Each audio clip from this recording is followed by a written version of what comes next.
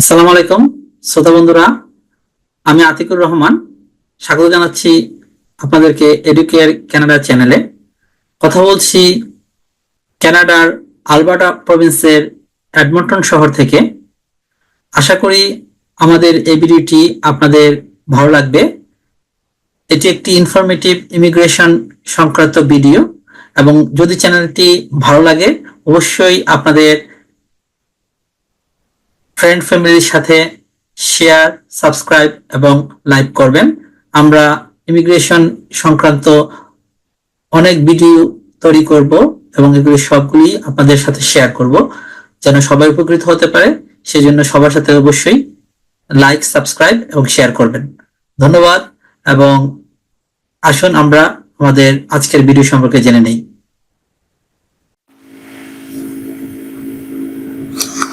আজকের এই ভিডিওতে আমরা আলোচনা করব কিভাবে কানাডায় রেস্টুরেন্টে কাজ করার জন্য ওয়ার্ক পারমিট ভিসা পেতে পারেন। যদি আপনি বাংলাদেশ থেকে এসে কানাডার রেস্টুরেন্টে কাজ করতে চান তাহলে এই ভিডিওটি আপনার জন্য।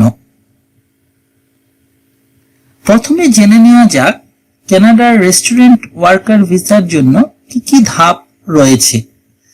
কানাডার hospitality and food service industry বিশ্বজুড়ে জনপ্রিয়। এখানে শ্রমিকদের চাহিদা অনেক, বিশেষ করে রেস্টুরেন্টে কাজের জন্য। কানাডায় রেস্টুরেন্ট কর্মী হিসেবে কাজ করার জন্য ওয়ার্ক পারমিট পেতে প্রথম ধাপে আপনার একটি বৈধ চাকরির অফার থাকতে হবে। আপনি রেস্টুরেন্টে, চেইন, ক্যাফে বা ফাস্ট ফুড রেস্টুরেন্টে কাজ করতে পারেন।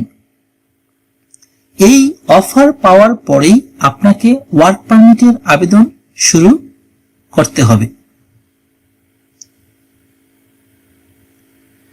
পরবর্তী পদক্ষেপ হলো LMIA, যা হলো লেবার মার্কেট ইম্প্যাক্ট অ্যাসেসমেন্ট। এটি কানাডার সরকার থেকে অনুমতি,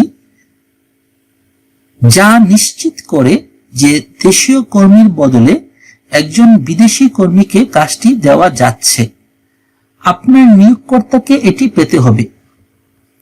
একবার LMIA পেলে আপনি ওয়ার্ক পারমিটের জন্য আবেদন করতে পারবেন।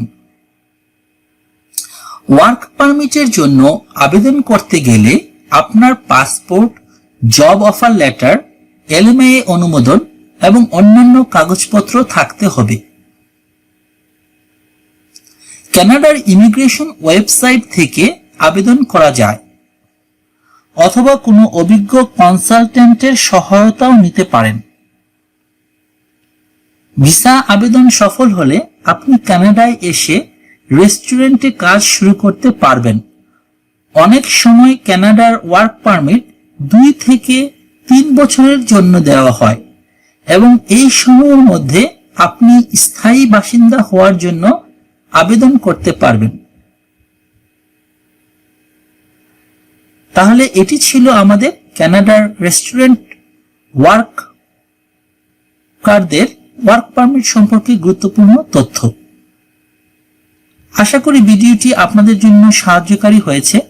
যদি আপনার কোনো প্রশ্ন থাকে তাহলে নিচে কমেন্ট করে জানান। আর হ্যাঁ, আমাদের চ্যানেলটি সাবস্ক্রাইব করতে ভুলবেন না। সামনে আরো অনেক গুরুত্বপূর্ণ ইমিগ্রেশন এবং ভিসা সংক্রান্ত ভিডিও আসছে। অবশ্যই আপনার প্রিয়জনদের সাথে শেয়ার করবেন এবং লাইক বাটনটি চেপে দেবেন। অনেক ধন্যবাদ সবাইকে, ভালো থাকবেন।